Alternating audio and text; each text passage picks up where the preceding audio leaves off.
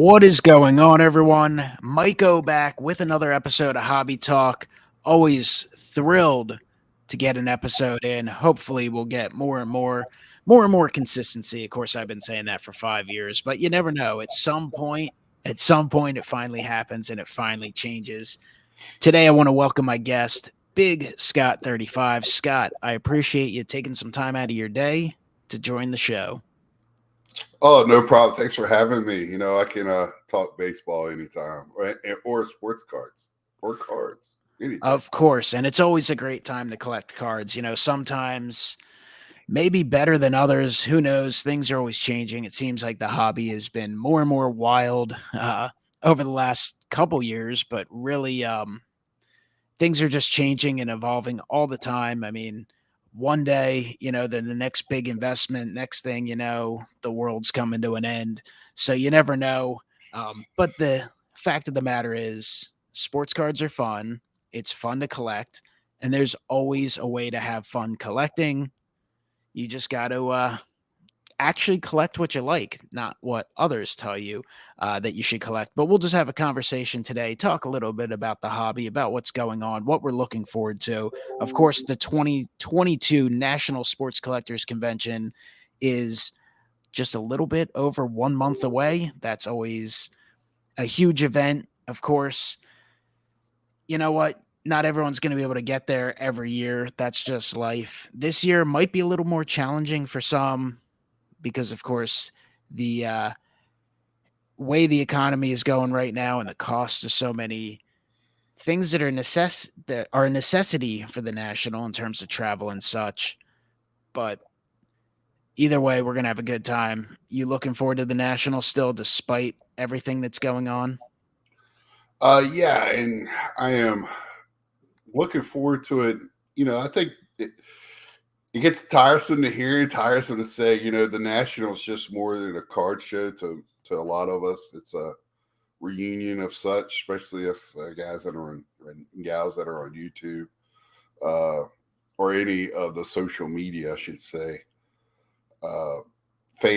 People that interact. It's just a way for us to get together and have a good time. But this year, you talking about that, me and Natsman will be driving up there. Hopefully, he'll wake up by then, and so we we have to set aside a pretty good gas budget, as of right now. But gas did come down here in the area a dime yesterday, so.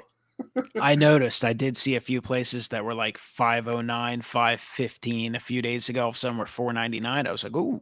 Right, and that's you got to take that as a bright spot at any way you can get it. I've been seeing some posts. I got money for food and gas, but you just have to adjust your spending habits and maybe not buy as much. But yes, I'm looking forward to national and looking forward to the reaction of the hobby. It's a good barometer of what's going on in the hobby. Yeah, I'm certainly looking forward to it. I mean, I'm always looking forward to it. And Atlantic City for me is not the perfect destination, but I enjoy it due to the fact that it's certainly within driving distance for me. So I have the option of going back and forth, staying a few days. Um, have that option of staying to the very last moment on Sunday, not having to worry about a flight. That's a huge advantage.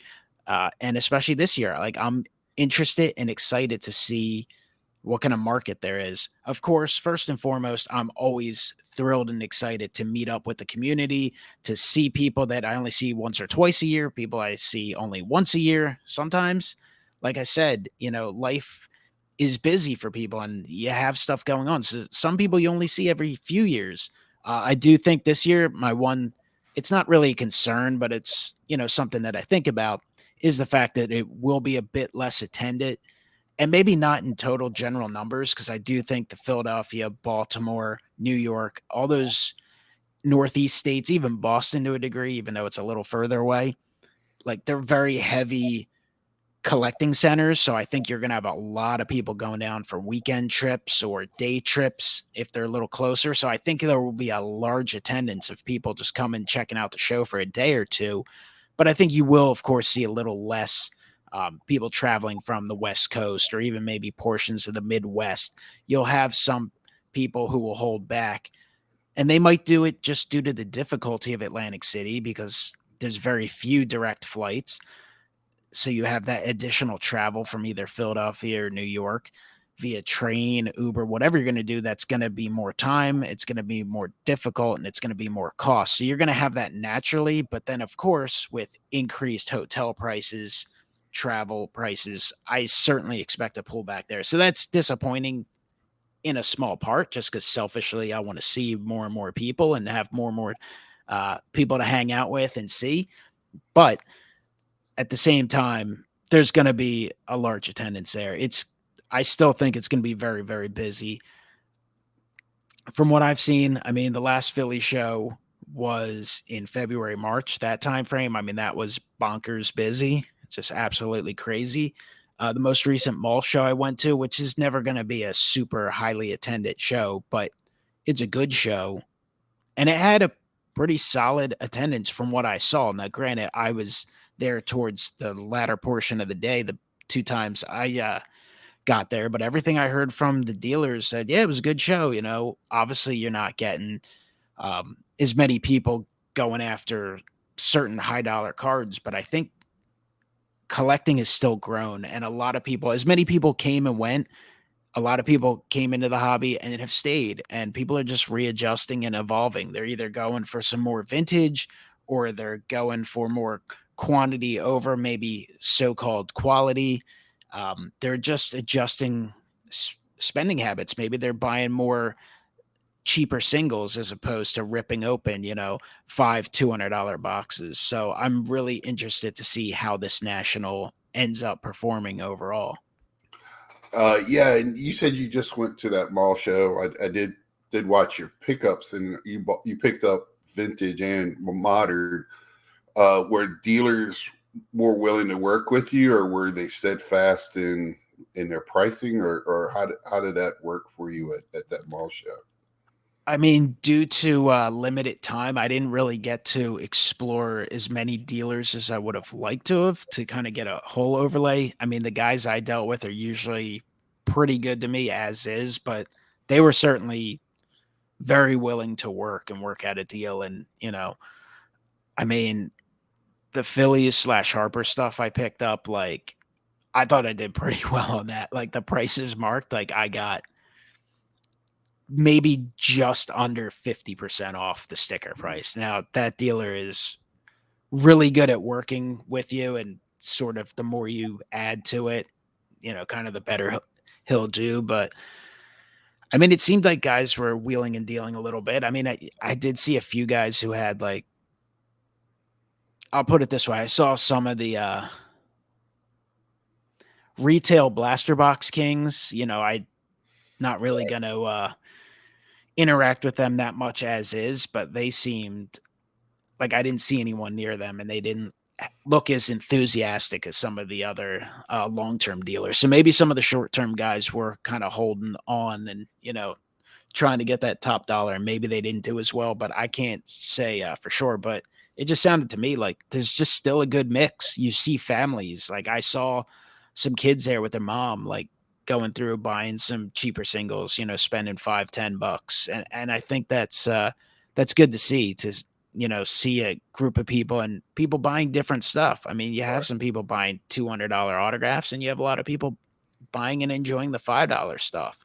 And I think that's something that gets lost in this hobby. right, You got a lot of the talking heads talking about, and you'll hear it on some of the big shows too. It's all about the Michael Jordan rookies and and Tom Brady this, and like, of course, we'd all love to have rookies of certain players and specifically like the parallels, but that's just not the reality for most people. Same thing. Like, I'll hear people talk, "Are you excited about Flawless coming out?" Like, no, I don't care. right, Like, like in the past years, I would always buy a few of the New England players that were in Flawless. I haven't even looked this year, and I'm sure there'll be some that I can get a decent deal on. But like, I've never opened a box of Flawless, and I never expect to, because it right, was ridiculous 5 years ago, and now it's like $6,000 a box. Why would I open that? That makes no sense. And most people don't do that. way more people, a high percentage of the hobby. And let's just, I mean, Flawless is, I mean, they do make baseball, but let's just talk from a baseball perspective. If you take 1,000 common collectors and talk to them and be like, how many boxes of definitive did you break? It's going to be like three or four. Right. How many of you guys broke 2022 tops? It's going to be like 80%. And if it's not, break, then they're buying team sets or singles or whatever. And that's just the reality. That's why they make a lot of tops. That's what people collect. That's what kids collect. The market for something like definitive that's, hundreds and hundreds and hundreds of dollars a box is very, very small. It doesn't mean it's not a great product. It doesn't mean that you won't occasionally pick up a single from that product, but that's just not what your average collector is going to collect. Yeah, and I have to admit, when Flawless first came out for baseball, I did open up one box. And now that was years ago when it was just a one in front of the comma. But I just did it for, I have to say, funsies. I had the money to do it, and actually that box, I got my money back from it. So I wasn't too disappointed in it, but because I couldn't believe what I was seeing. But for me, I am a Topps flagship base collector. I mean, that's what I want. I want the rookie card base. I don't care about the number, the colors. Now I will pick them up in the players I like, but like the guys for the rookies that year, I just want the base card. So to remember that season by. But that's me. I'm old school collector, so I mean, I love tops too because I love the continuity. The fact right, that you can go back and see year after year after year and the evolution of the designs and the teams and such. And of course, I'm a team set collector from tops, and I love putting together even just. I mean, I guess in a perfect world where you had more time and more money, I think it'd be amazing to do a binder set of every complete set ever put out by Tops. That'd be amazing too. right. Shit. I mean, space would be an issue too with that, but I do usually, take some maybe handful of cards from series 1, 2 and update and just toss them in a binder. Just some either good images or players you like, and you throw them in a binder and you just roll through them from time to time. But anyway, back to the national real quick because we'll be all over the place during the course of this show. Um, just to conclude our national talk, I mentioned about some of the people we're going there to see and such, and that's always a huge part. And there's many aspects of the national, right? It's the community, it's hanging out, seeing friends, and having a good time. It's a vacation. It's an escape Right. from reality. It's just being immersed in sports and the hobby, and like literally it's a bit of an overload, but just walking around, I mean, you don't even have to buy stuff. Obviously, you want to pick up some stuff, but just looking at some of the upcoming auctions, seeing amazing stuff that you can't even basically dream of purchasing, seeing what other people are collecting, what they're picking up, opening your eyes up to things you've never seen before. Those are all amazing aspects. I mean, it's wondrous just to walk around and look at stuff. It's like being in an enormous museum. So that's fun as well. But of course, we like picking things up. We like breaking wax from time to time as well. Last year, we had a resort to like 1991 Fleer Ultra or whatever it was, or 87 tops. I can't remember exactly what we were breaking, 92 Fleer. I can't remember what the other one was. but and you might have to do that again this year. We'll see. But I am very interested in seeing what kind of market it is. I certainly expect it to be a buyer's market. Of course, for me, like my number one target will be pre-war Philly stuff, oddball stuff. That won't be a buyer's market because there's just more and more people getting into that, and there's less and less available. So there will be no effect on that. That's like one of the aspects of the hobby that's rising in price from what I can tell, because there's so much rare stuff. But I think vintage, there'll be some potential opportunities, but the really nice stuff's still going to be expensive. But I think you could add some lower end stuff, some more common players, maybe lower condition, which is great. That's still a great way to enjoy the hobby. And I think the ultra modern stuff, I think there'll be plenty of deals. I think there'll be $5 bargain slab boxes. I believe there'll be tons of dollar boxes and stuff like that. And I think there'll be opportunities to negotiate because I do think that overall it will be a good show. I think if you go there and set up, you will do well. I think there'll be a big crowd. Sure, a lot of people who are traveling will have spent a lot of money on their travels and such, but you go into the show, people are still going to be there to buy stuff. I just think dealers may have to do a little more negotiating or be a little more willing to move stuff. And I think as a few days go by and they get towards the end, and that's what I'm looking forward to. I think I stopped my point there. That Sunday, if you have that opportunity to stay there Sunday and stay there for a good portion of the show, I think there will be a lot of opportunities because you will have guys who either don't want to haul certain things back if they don't have to, and you're going to have guys who, maybe need to make a little more in sales. So I think there'll be a lot of stuff that you can pick up for your collection at really reasonable prices. I do expect that to be the case, certainly more so than last year or 2019. I even think in 2018 the Sunday wasn't as what it was before because it just seems like they're competing against their pricing of eBay. They own their own stuff, so I'm interested to see what happens because I think as normal, this is my first year being there on Wednesday, so I think Wednesday and Thursday is going to be probably the best day for the dealers, and as the weekend goes on, it might flip. This is going to be an interesting national with way the country and all the recession talk and all that is. I'm interested to see if the dealers are playing ball because they weren't playing ball last year. So are they going to be buying? Are they going to be interested in straight up sales? This is almost more for people watching this year than this for purchasing because I really don't have a set plan going in like I usually do at the national. Right now, I have things on my watch list, but it's the same thing that I always have. I'll probably pick up some vintage. I usually do when I go to shows now, but this is going to be an interesting national. I think coming out of this, we'll know kind of what the future, a little bit better what the future of the hobby is, and it's going to be interesting. It's definitely going to be interesting too because the dealers are going to try and play the card of, hey, on eBay, you're paying sales tax, you're paying shipping, which is true because you're there. Yep.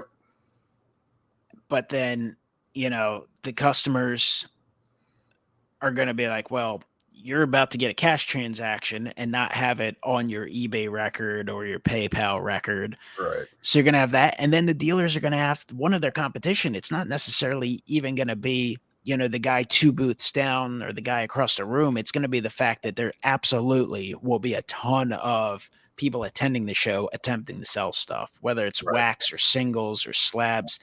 The trade night itself, I'm sure will be huge. The Card Collector 2 trade night. I'm sure there will be pop-up trade nights and such in certain hotels, but it's going to be, I don't think it'll be as big as last year because all the casino hotels, like, they're not going to put up with that stuff. Maybe Right. the Sheraton will get overrun. Perhaps they're prepared. Maybe they've been scouring YouTube and seen the madness of last year and they're going to have an army of security there. We'll see. But AC is just, so Chicago is absolutely the best setup for those types of activities because everything's so close and you can move back and forth between the hotels. AC is certainly going to be more broken up. I just know, and the people we know who are staying in Atlantic City are kind of all over the place. There's a few people maybe at the Sheraton. There's a lot of people at Airbnbs and they're kind of spread out. I know a bunch of people are like 15, 20 minutes away from Atlantic City just for cost purposes. So it's going to be interesting to see that aspect of it. But there's going to be opportunities to pick stuff up from people who aren't set up. There's no doubt whether Right. it's trade or buying. I'm not a big trade person. I'm not opposed to trading. It's just for me, it seems for what I like and what I'm looking for and what I have and what other people look, it just seems like it's really hard to match up, generally speaking.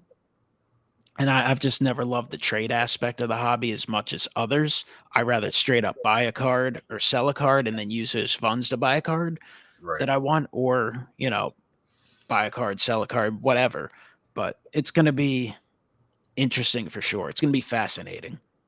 Well, I think for you for trading, you need that second guy to help you set it up on a tee for you. Well, no doubt. It seemed to work out pretty well. Well, When that I saw it in action. the deal of 21's national, the Otanis for Clemente, rookie, and cash, started by my assistant GM, B1gscott35, worked out well. And that wasn't bad. That was easy to deal with. But I was Right. more so thinking about, because I really don't do that too much with dealers. Right. I'm the same way. But with the trade nights themselves, like those with the young crowd, I'm like, that's just not necessarily my element as well. It's a little, and I guess if you're doing it from I always do those from a perspective as a collector. I haven't done it from the perspective of, trying to acquire stuff just to resell. Like, so maybe I could look at that a little differently in one of those trade night types of scenarios, but they certainly are very, very popular. Yeah, and it just seems to me with the trade nights, it's a lot of younger people, and they love the hustle, and I congratulate them for them. So they always are looking to win, and they want to win big, so they can brag about it. So I kind of stay away from that. I kind of noticed that at a couple of smaller shows, where you're standing there and just overhearing conversations. So, and that's the part of the hobby I think is going to go away first, is the younger people and the big cards. So I hope they stick around when they can't get those $1,000 card trades and sales, and enjoy the hobby for other reasons. That same way we enjoy the hobby. Yeah, Which you enjoy the hobby any way you want to, but I just think that's what's going to die off first, because the funds are not going to be there. Yeah, it's the whole mindset of the asset of the cards, and I think cards can be an asset. Right. And I look at things like some of my pre-war collection. I collect them because I like them, I enjoy them, I want them. But at the same time, when you're putting money into them, you want them to have a value. And I look at them, and they're the types of cards I know that if I wanted to, I could get my money back or make money. They won't be fast to move because there's not as many people collecting them, but there's also no competition. And I see it all the time when I'm looking up certain cards or when I see cards available, and I look it up and I'm like, oh, that card was available 2 years ago. Not too bad. And you see other cards literally not available for 5 years consecutively. Like, they just don't go for sale on any of the auction houses, eBay, anything like that. Doesn't mean they might not be in a showcase at a show. I think you could do that to a degree with vintage, but vintage is way more plentiful than the pre-war. But the players are also more recognizable, so therefore a little more collectible, because that's kind of the generation. People like to collect who they are watching, or who they've watched, who they remember, and then also family. So, we have families that remember the Mickey Mantles and them, and you go before that, that's kind of almost like a lost generation in terms of you don't have much of the video footage. You can find it, but it's hard. It's even hard to find some of the photographs. And, people were too preoccupied with other stuff to just talk. It doesn't mean some people didn't pass on like certain players to family members, but times were a little different, times a little harder. And, I think that's something you have to think about with the economy and stuff like that. And it's something that I'm sure, when I was like 15 and 16, I was hardly thinking about that. You were hardly even barely thinking about your schoolwork or in the next year or two, let alone like real life type of things. And there is an inordinate amount of youngsters who are anywhere from 12 to 20 that are just flinging like these $1,000 cards. And it's like, I look at a lot of them, I'm like, all right, that's like kind of a cool card, but it's severely overpriced. Like it's not as rare as you perceive it to be. It's like, and that player is not necessarily even likely to be a Hall of Fame type of player. So what happens to that card in 20, 30, 40 years? Exactly. So Yeah, that's it will be interesting. yeah, because that's kind of what I was trying to get to, I guess, and that the watching them is amazing because most of them built up to that, and you got to admire the hustle for that, because I don't know if I have the hustle in me anymore to do that type of thing. Um, but yeah, and I don't know if they grasp the knowledge that those cards will not hold their value later, and they're going to want that value back and make money on it. And when that happens, I think that's going to be discouraging. And I just hope they love those cards, and get something out of it and stick around. That's I'm not a big, oh well, we got to look out for the kids are there. Every show, everywhere we go, and they're not all carrying Pelican cases and slinging around $1,000 cards. They're in the dollar boxes. You look at ball games, they're in the stands. I'm not really worried about the hobby in that aspect, but you know, I just I want people to enjoy the hobby and not get discouraged. Yeah, So, and it can be discouraging at mhm. times if you let it be or if you're talked into it. And I mean, I think that's another thing I wanted to bring up, just having fun in the hobby and collecting what you like and collecting on a budget, and it's doable and enjoyable. And there's just, we've brought it up and you've mentioned it. There's so many ways to collect. You know, I still open stuff for sure. I open less than I used to, and prices have come down to a degree, but wax is still significantly higher than it was once upon a time. I mean, at the National in previous years, you'd get Series 1, Series 2 for like $50, $60 a hobby box, and now they're, $100 plus. Jumbo boxes around 200, 250. Like, it's still crazy prices. Topps Chrome is going to be insanely expensive, but with the increased retail prices, suggested retail prices on blaster boxes. Of course, that costs us more money if we happen to find it at Target or via website, Walmart, wherever you find your retail products. But due to that, there's a little less profit margin. So Right. less people are buying it to sell it because you're spending 30 plus tax, $33, and you can only get $40, and then you're paying a fees and potential taxes and all that. Like, there's no profit margin. So that's good if you want to buy some and open it. So, they're there. You have to give more of an effort than you had 5 years ago, but you can get the retail stuff. And I still think singles are cheap, generally speaking. Are there some expensive singles? Sure. But as when I look at a lot of single prices, like if you calculate how expensive the products are and how difficult they are to pull, they're really not that expensive. You doesn't mean you can just go buy every card you want. You have to be picky at times or pick up some at a time. But I think there's a lot of opportunities to pick up players, teams, different rookies, whoever you're interested in. There are opportunities to do that for sure at a reasonable price.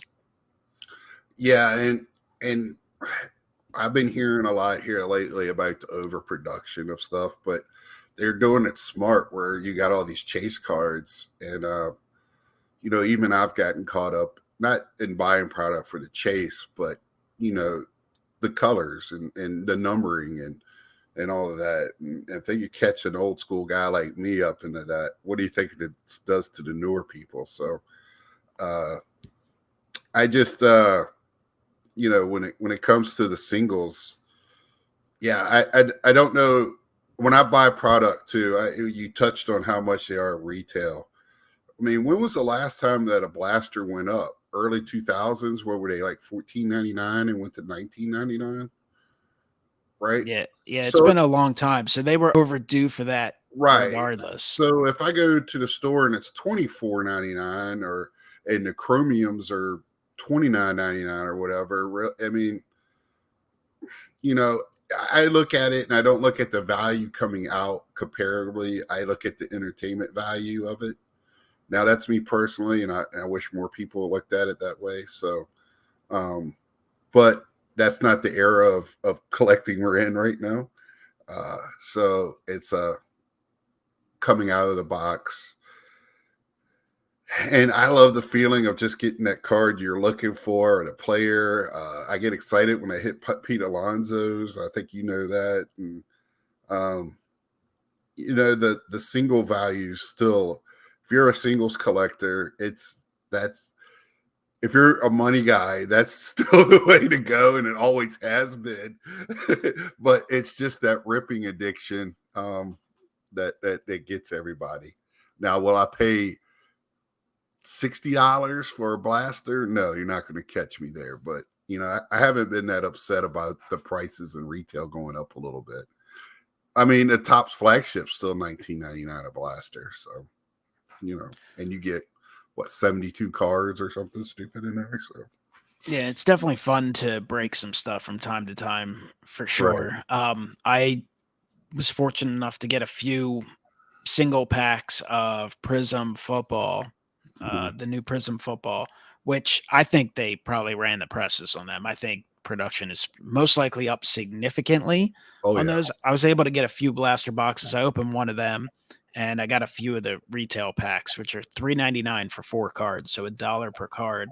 I only opened 2 of them so far, but the first one I opened, I pulled a Rob Gronkowski black and white checkerboard prism out of. They make like 8 million parallels in that product. So I still Right. don't understand all of it, but I was like, dude, that's awesome. Like it's some sort of retail exclusive, and I was excited because that's one of my PC guys, and I'm not as heavy on the football PC as baseball, Right. but it's definitely extra special when you pull a card that you want for your collection that you would look to pick up regardless. So And it's definitely fun to be able to break that. with Prism, and people don't realize, and even some Topps product, like the non-numbered stuff, sometimes are lower numbered than the numbered stuff. So you got to kind of know what you're looking at. But if it's not numbered, it's people look at that first. So it's Yeah, it's like the the, Allen and Ginter Chrome last year, right, 2021, the X Fractors, which were 1 per case. The production runs only 10 on those, but they're not numbered. right, So most people aren't going to do the research. It's like, yeah, it's an X Fractor. It's probably common. I right. was able to buy a few at pretty good prices back when they came out because guys, they either didn't know or they didn't care. I was like, well, I'll grab it. Yeah, when you got people that just buy cases for resale value or opening it to get that one hit, you know, which I don't know what they're really looking for. Because football to me, we were talking about that, and what's a box for Panini? $900? Is it gone over 1,000 yet for the Prism? Prism were 1,500 when they came Oh, out. I okay. don't know. I think they dropped. But I don't really follow that market that strong So because I never the last hobby box of football I opened, I think was 20 whatever year. What was Kyler Murray? 2019, something like that, yeah. 2018 or 19. I opened a box of that optic and I got it for like $80. And this And is from the last year of football season, right? the year of Mahomes rookie, I opened 3 boxes that optic, and I got them for like $70 a box. And then once they got to like $800,000, I said, forget it. I'll Right, open like a retail box or two if I happen to find it. right. So like this, and this is last year's Prism, right? It's just coming out now. Yep, Last 2021 right. just came out. So what cards in there are you looking for at $1,500? Because the only cards that are popular are what quarterback cards and maybe whoever a rookie is for that year. Yeah, it's pretty much people are chasing Mac Jones, Trevor Lawrence, Yeah, and 49ers guy, right, Trey Lance. and we've seen them for a season and are still chasing them. And how many? And which one of those guys is going to be a Hall of Famer? Only the future knows, but I think people also fail to realize how difficult it is to be a Hall of Famer. Like, I Right. like Mac Jones. I enjoyed watching him last year. He had an Mhm. excellent rookie season, Yes. but like he's following in the footsteps of Tom Brady. Like, Right. what's he gonna be? Right. A couple Pro Bowls. Like, do I expect him to win a Super Bowl? Not really. Would it Right. be nice if they built a strong team around him and they did? Sure, but it is it's a little crazy because football's really weird too. Like, I think we're both primarily baseball guys, and Mhm. baseball is entrenched in the history of baseball. Right. It's a family thing. I know people like to talk about football, basketball. This is more popular. Baseball is by far, in my opinion, the strongest market in the hobby, and it still is. Like, maybe there's new attention to the newer products for some of these other sports. I just think there's significantly more baseball collectors than basketball or football collectors overall. Now, if you look at a younger demographic, a lot of people jumping in. But if you look at football, like football vintage is pretty cheap. Right. Even football, like just inserts and if baseball wise, Ken Griffey Jr., Cal Ripken, Mickey Mantle, guys who played in the 50s. I skipped a few decades there, but 70s, 80s, 90s. There's a lot of people who collect them. Johnny Bench.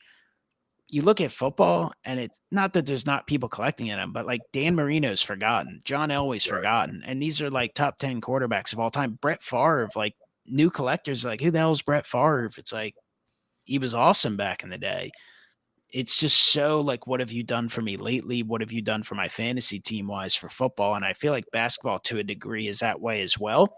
I mean, there's a little more attention, of course, for like a Michael Jordan, but a lot of the stars before that, I almost look at like baseball pre-war and then football pre like 2000 are like the same thing. It's Right. weird. Like, Well, I picked up a Dr. J rookie card, and it was sickly cheap that I did it, and um, how much I paid for it, and this is one of the greats in basketball, and same way I don't watch a lot of modern basketball, but I grew up in a house that watched all sports, and Dr. J played in Virginia, and people follow me, they know I pick up Virginia. So he played his rookie season was with the Virginia Squires, and so I picked that up, and just to know how cheap it was, comparably speaking to some of the guys now that come out, it's just ridiculous how much they are. How much would that card be if Dr. J came out now? What would that his rookie card be? And it'd probably be 4 or 5 times more. And it's just kind of sickening to think about that.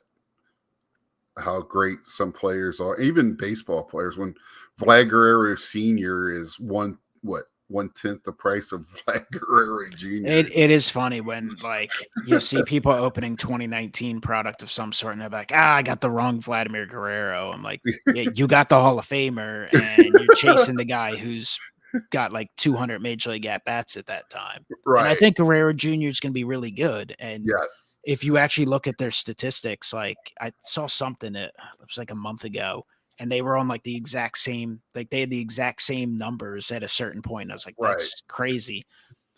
But it's like It Vladimir Senior was Guerrero was so fun to amazing. watch. Yeah, and Yeah. I saw him a lot with he absolutely killed the Phillies. I mean, the Phillies weren't very good back then, but I can remember like you couldn't And even he would pitch to him. You'd throw a ball down and away off the plate at his ankles, and he would freaking somehow hit it. I mean, he was really good. I mean, he didn't get probably enough hobby attention, maybe even right. enough national attention because he played in Montreal in front of 357 fans, Right. but he was so good, and it's just But I it is mean, weird, and that's why I like to, not preach, but like talk about like, hey, like I know you get the tunnel vision and I get it too. Like I like mhm. opening a new product. I Oh, I love enjoyed it. opening series 2. I look forward to update. Like I like everything. I'm not just chasing whoever the hot rookie is. Like, would I Right. like to pull a Bobby Witt or Julio Rodriguez rookie? Of course, because I actually think they're a lot of fun. They're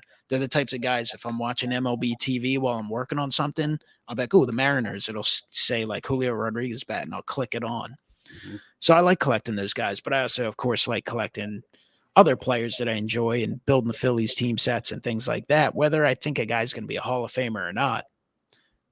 But like, I feel like there's too much attention towards the here and now, and you scale back. That's how you can have a lot of fun and find some value deals. And you'll just like open your eyes to different ways of collecting or different things you can pick up. Rediscovering old sets or refractors. I mean, there's a lot of amazing looking cards. I mean, you want to talk about, well, I don't like the vintage stuff because it's too cardboard. I like the chrome shiny stuff. They've been making chrome shiny stuff for 20 years. Like, there's a Right. lot of awesome looking cards. So Yep. there's so many things. And, And they've again, remade a lot of those vintage cards into shiny chrome cards, reprints. yeah, no doubt. But, like, of course, it's easier to do that if you're around 40, 50, those ages, because you can look back. But even if you're 20, 30, like, you can still look back and see players you recognize and just look back at like performances or players who had an impact in a different way. Cause you got to look at it like a lot of the guys now, they're just not all going to be Hall of Famers. Like, they're in your mind's eye right now. They're an all-star. They're one of the best in the league. But I mean, if you go back 20, 30, 40, 50 years and you look at some of the league leaders, you're like, who the hell's that guy? Like, stuff like that. So, Right. I mean, I don't know. I just think there's a tremendous opportunity to diversify the collection, not just from the money aspect, but to find different things you enjoy and that you can pick up and collect at good prices or not. Right. And you and I have had this discussion before, like how fast a player falls. He goes to an injury. I mean, Mike Trout gets hurt and his cards just start collapsing. Nobody wants them. They're almost toxic. And this man is, if he wouldn't have came back last year or this year, he's a Hall of Famer, first ballot. So it's like, it's all about what have you done this week. Acuna was the same way. Now Albies is going out. He doesn't have a lot of hobby love to begin with, so it's kind of it's sad that people don't even the newer people in the hobby, which I love, don't look at what they did. The progression or the whole career. They look at what they're doing right now. It's a stock market mentality, and so what's the new product? What are you making now? So Yeah, and it's very easy to get distracted because time becomes an issue and such. So there'll be times where I intend on looking into something or picking up something or thinking about, but of course, you get distracted with the reality of real life. mhm. But from time to time, you got to take a step back and, think about things and look up Right, stuff and just kind of start exploring a bit. And that's why some of these other websites are great too. Like eBay is cool because you can watch different items and look different items up, different cards. And of course, you can go down that rabbit hole of just searching. But that's another reason why, a website like a ComC type of website, because you can just sort and flip through and lower end stuff and just start right, adding like 50-cent dollar cards, $2 cards, and be exposed to cards you hadn't seen before. And that's always fun as well. Same thing with value boxes at a card show. yeah, The showcases are great. You see some amazing stuff, but most of the real gems are buried in those white boxes that no one else wants to take the time to flip through. right. And I mean, for me, ComC, I'm a Sport Lots fan for my cheaper to Sport rent. lots is definitely great to buy, but it's Right, a little more difficult to explore and see something visually, of course. right. If you know what you're looking for, it's easy to go grab it. That's how I'm filling out my Met set a lot of times. Yeah, it's just easier. And the other problem is you don't see the every card, so you're kind of taking the word of the description of the guy selling it. But man, that's my dollar box, or even that's the 25-cent box of the internet. So um, I really like that. You just got to watch out for shipping costs. So with that one, but yeah, Yeah, you're right. you got to be strategic with that. Yeah, and try to buy as many off of one seller as you possibly can, which that's what I usually do. So I have certain sellers too. Once you know who's selling and they know they describe their stuff very well, that's kind of who I stick with after that, especially for 60s and 70s cards for my Mets set. So, which I'm almost done with the 60s. I got some big boys to get, but that's You'll for get another. there in time. Yeah, yeah.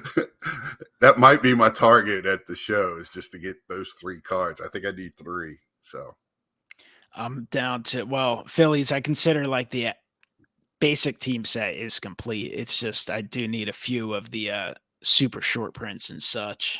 yeah, I'm the Alec same Boehm way. from last year is tough because guys were asking like $1,000 for it, right away because he was going to be the next great thing. Now Right, guys have went and paid that price for it, so they're still holding out for it, even though it should be like 90% of that price.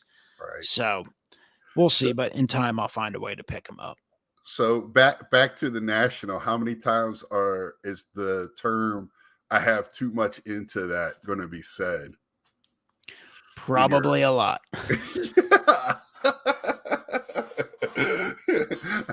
I just have a funny feeling that the dealers this is going to be a standoff between the buyers and dealers at this show. I do. I At a certain point, though, that you would think the dealers will have to cave because they're the ones putting out you would $2,500 for a table and you would think as long as they're travel not costs and such. right and because I think at this point I think you could throw eBay comps out the window because we're not going up, right? So it's like even going down, I just think it's you better get what you can get. We're at that point, I think, or starting to. I think the national might be that point, but that's I mean, I think it depends what it is too, right? If I had right. some really awesome Mantle card or a Tom Brady Yeah, and that's not what I'm rookie, talking about. I'm like, talking of about course, like, why I wouldn't be in a hurry. I wouldn't take a loss either. I'd be like, I have too much right, into it. I'll just hold it. But if you have, like, I don't know, a Fernando Tatis card and he still hasn't made his debut, and you put like 1,500 into it and it's going for right, 500, you have to decide. Do you think he's going to come back and it's going to go up to 750? Because it might, if that 150 means a lot to you, or right, is he going to have another setback and it's going to be 350? Or are you right. just happy getting that 500? That's the thing. That's the unknown. Right. And that's what I think is going to be very interesting. I'm not saying the bottom, I'm not saying like collapsing, like, oh, a $1,500 card is now $100. That's not what I'm talking about. But, it might be 750. It might be half of what it was, especially those bigger modern cards that were sold at such crazy prices. So, and flipping back and forth between them. And I just think that and to me that's not necessarily have anything to do with the economy. I think that's just the way it should be. Really, I think people need to wisen up to that one. Well, I So just think there's so many cards out there, and even though there's more collectors, like there's only so much money to go around, and every year you're having more and more products and more similar types of cards, and there's always going to be a new wave of rookies, right? There's going to be a down yep, year here or there where there's no one as significant. Like you look at last year, and it's as of now kind of a dud year for rookies. That doesn't mean, I mean, you could fast forward 15, 20 years. A couple of these guys could evolve to potential. They could be on the cusp of the Hall of Fame. You don't know. I right, mean, you look back there, the earlier you start, the better chance you have to get there. Of course, if you come up at 19, 20, 21, it's no guarantee, but you have a little better chance. But there are guys like Edgar Martinez really didn't start playing every day till like age 30. Roy Halladay was actually a little older once he got straightened out. He was late 20s. Mariano Rivera, like that does happen. But as of right now, I mean, Alec Boehm, he's been all right. He's been a solid player for the Phillies, but certainly not a type of guy who's going to drive significant hobby value. Brian Hayes, I mean, the Pirates actually re-signed him. He's an excellent defender. Hasn't hit enough to excite people. Jonathan India's been hurt. Jared Kalenic has just continued to struggle at the major league level. Doesn't mean he won't get things straightened out at some point. I mean, the Mariners have a lot of talented young players. So it's, Jazz Chisholm, nice player, superstar. I don't know about that. We'll see. Could be. But then Yeah. this year, you have this perceived higher ceiling. A lot of people talked about like Bobby Witt was going to be like off the charts great right out of the chute. I mean, he's certainly gotten better as years gone on, but he's is he even made it back up to 250 yet? I don't believe so. Doesn't mean he won't get there. Wander Franco, I mean, again, his hype was amazingly high. He's had an okay year, and he's about to come off a stint on the DL, which of course out of sight, out of mind all of a sudden. So Right. And the Tigers just had a call up that we're not going to get in update. 2023 Tops Series 1 featuring Riley Green, Adley Rutschman, and a few other. Gorman. Yeah, Uh Nolan Gorman. yeah, and he seems like he might be the real deal too. So we'll see. That Tigers, I don't know what they got in the water down there in the minors or how they're drafting, but they look like they're putting together some youngsters. So that Riley Green looks like he's going to be pretty good. I just sad to see that call up. A lot of people. I wish they wouldn't even make him personally. The series 2. I know I'm going off on a tangent, but it was really upsetting not to see Julio Rodriguez, Bobby Witt get base cards. Okay, you gave them as chase cards. Okay, good for you, Tops. But come on, let's put them in. So now it's going to be a fight when you're in an update. What's the real rookie card? I mean, come on. Correct answer. Well, it depends on the person, but some will say Bowman's best last year. Some will say right. Yeah. The short print from Series 2. Some will say the Tops Update flagship. Yeah, and I mean, and you got some guys in that Bowman's best from last year that nobody even talks about as maybe their true rookie or whatever. So I just Tops being Tops, I mean, they're looking out for the business end of it, and so I understand that, but come on, that's kind of ridiculous for that to happen. I guess what I understand there's significant delays with different types of stocks, material, stuff like that. Like we're still seeing the ramifications of 2020, even though we're in June 2022. We're still waiting for our PSA orders, and we're seeing the ramifications across a bunch of different industries, right? So I get it. That's supposedly the main reason Panini Prism Football just got released. And Select Football, which usually should have been out months ago, is still, I think that's scheduled for like a week before the National. Select Football from 2021, right, as they're literally weeks away from the initial preseason game of the 2022 season. 2021 Select will be coming out. Right. Topps has done a pretty good job of catching up. Still waiting for 2021 Topps Chrome Platinum Anniversary. That is scheduled to be released finally. Supposedly, we'll see. It's been pushed back about 57 times. I know because I have pre-orders since April of last year. Right. That's supposed to be out next Wednesday. So, but so I get those Chrome cards and some of that. The paper cards should be able to be produced a little quicker, I would think. And what I don't get is now in today's card world, it's been like this for a few years. Like Topps Update isn't really an update anymore. It's just Topps Series 3. So they might as well change the name to Topps Series 3. Right. Because back in the day, a guy would get traded at the trade deadline on July 31st and he'd be in Topps Update. Right. And now a guy signs as a free agent. And I get, again, this year, free agency was wacky and delayed and such. But like, these guys aren't getting cards in their new uniforms, and guys getting traded in May aren't going to be an update in the right uniform. And it gets, well, I don't. And now you're having it with the rookies and such. Like it can happen in one product, but not in the other product, right? So, like Gypsy Queen had some of them in their new uniform, and get it, it's airbrushed, whatever. But Yeah, and some of them, like there are a few guys, like I think Starling Marte signed really early before the right, lockout and such, or Corey Seager. He's another guy. He's got a decent amount of Rangers fans or Rangers cards, but right. it is like you said, it's like all over the place. Well, I mean, I got Calhoun, whatever, however you say his name for the Mets. That was an A. You know, he's an A in one product, and then in Gypsy Queen, he comes out and he's a Met. So, it's I like it. I got his Mets card, but you know, it's tops being tops. I just wish the flagship they would do a little better job. I'm not Right. saying they don't put an effort. Like I like the way the product looks this year and stuff.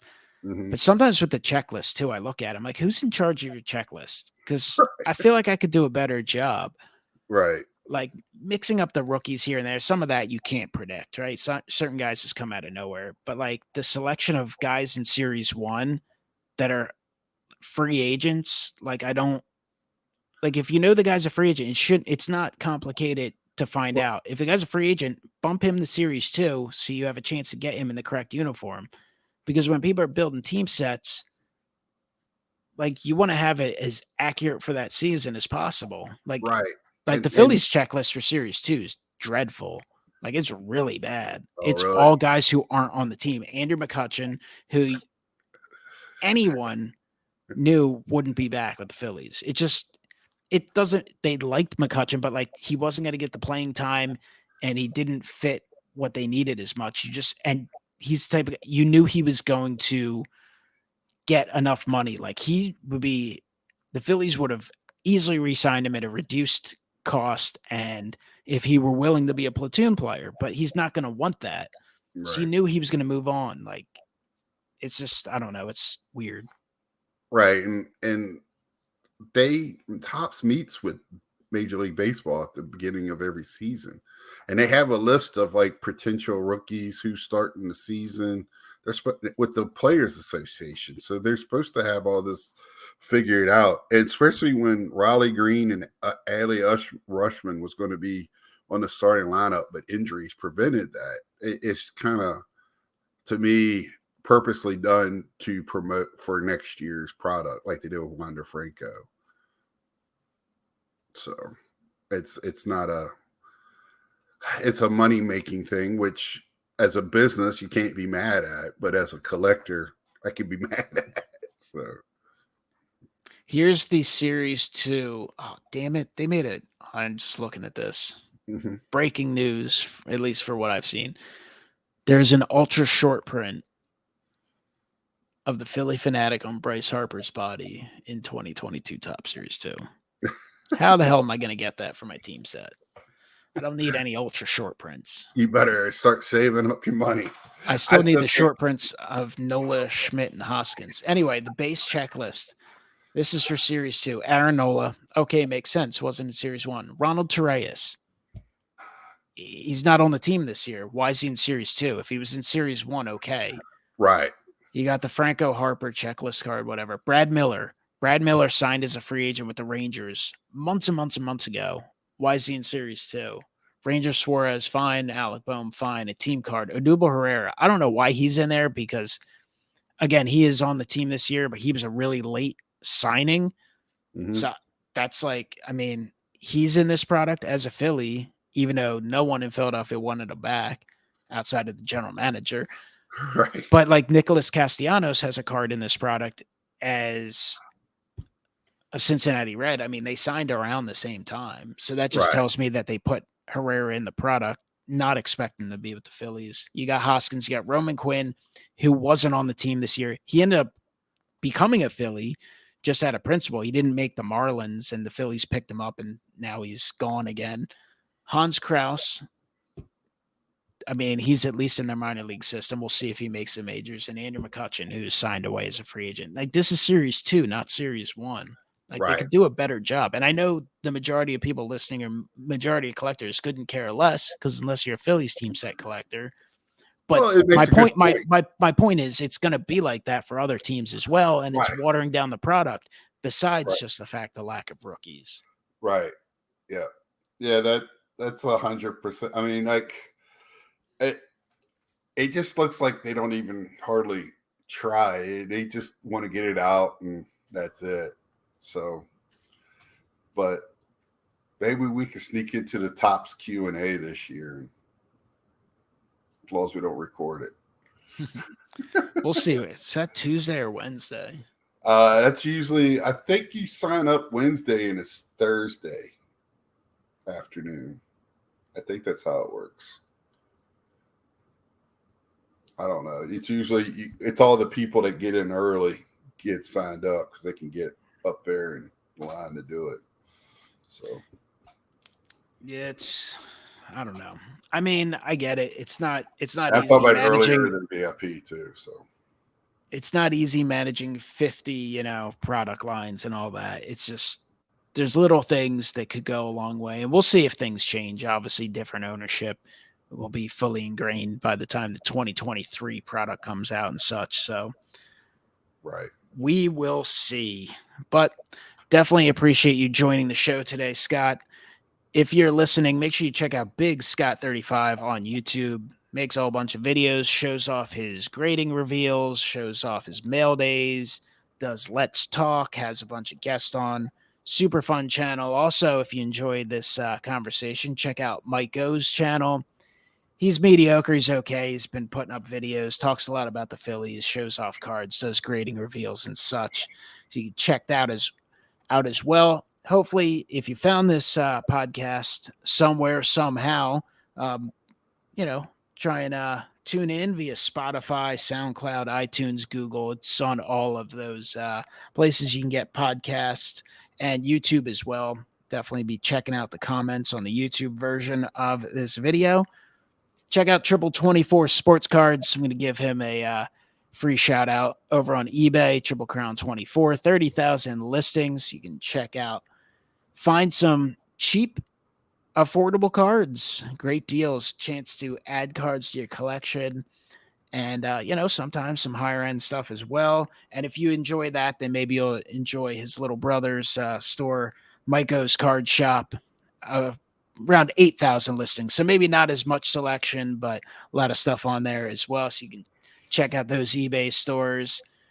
Scott, you want to talk a little bit about some things coming up on your channel or things you're looking forward to? I know you got a series running. Yeah. So right now on my Let's Talk, I'm doing like kind of a road to the national, and I'm kind of interested in my next few are going to be with people that are not going. So a little different angle about how they're going to enjoy it because I'm sure they're going to miss it. And starting with because I'm Carlos this Sunday night. I'm gonna have to change my time, hopefully, if he's good with that, because I don't want to go against my buddy here.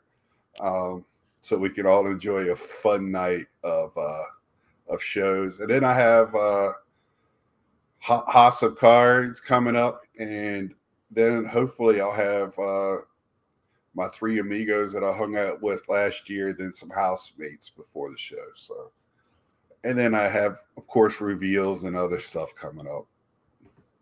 So For sure. Hopefully, the future holds some more grading opportunities. It's something we didn't get to on this episode, but I'm sure we'll talk about in the future. PSA, $30 submissions. So maybe you'll see some more people sending in. Maybe there'll be some more cards that you can consider sending in, but hopefully perhaps they'll come down in price again at some point in the future, which then in turn hopefully encourages SGC to do the same, even though we know CSG is rising in price. But that could become another 30-minute conversation. We're at an hour and 4 minutes. We knew we were going over an hour. Appreciate everyone listening to Hobby Talk with MikeO, featuring Big Scott 35. Have a great one. Check out the channels. Talk to you next time.